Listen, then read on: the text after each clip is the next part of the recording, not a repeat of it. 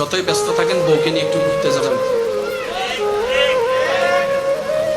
আবিয়া তারা ঠিক কইতেছে, আর একটু জোরে বলেন ঠিক না ভাই? ঠিক। যতই ব্যস্ত থাকেন বউদেরকে সময় দিবেন। বউদেরকে মানে বহু বচন বলি নাই, বুঝার জন্য বলছি।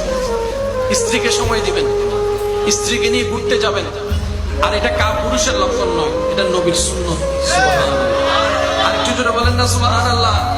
সেজন্য স্ত্রীদেরকে নিয়ে ঘুরতে যাওয়া, হাতে লোকমা তুলে খাওয়াই দেওয়া, এগুলো মহব্বত বাড়ে, সওয়াবও বেড়ে যাবে। কারণ আল্লাহ নবীর সুন্নাত যে পালন করবে, আল্লাহ তাআলা তাদের সংসারের মধ্যে বরকত দান করবেন। সুবহানাল্লাহ। আল্লাহ পাক বুঝার তৌফিক দান করুক। আমিন।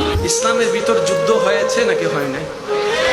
বদর যুদ্ধ, উহুদ যুদ্ধ, খন্দকের যুদ্ধ, হুনাইনের যুদ্ধ। এ ভাই মনোযোগ, ইসলামে যুদ্ধ হয়েছে এটা যেমন সত্য, একটা যুদ্ধ আমার নবীর থেকে যাই না এটাও সত্য।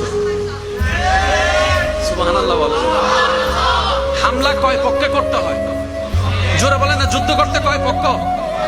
এবার আপনি এক পক্ষ, আমরা এক পক্ষ। ইসলামের মধ্যে কাফেররা যুদ্ধ করেছে, মুসলমানরা যুদ্ধ করেছে, তো যে কোনো এক দল তো আগে আসবে। ওই এক দল কখনো নবীর দল ছিল না। কাফেররা হামলা করতে এসেছে, নবীও যুদ্ধ করতে গিয়েছে। আর আপনারা সবাই জানেন